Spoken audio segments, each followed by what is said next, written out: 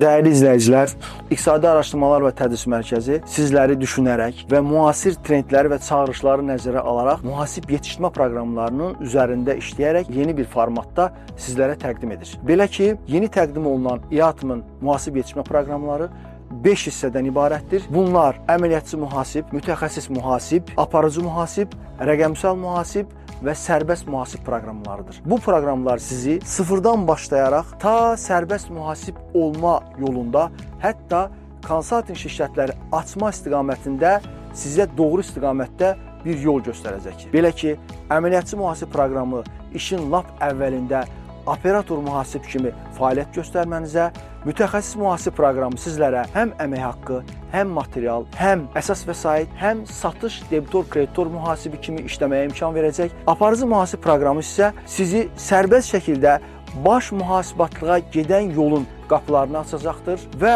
müasir dövrün yeni trendi olan rəqəmsal mühasib proqramı isə sizin gələcəyə açılan bir vizyonunuzdur. Burada siz həm süni intellektin və Excel və digər müasir proqramların işinizə tətbiq etməyinizə dəstək olacaq.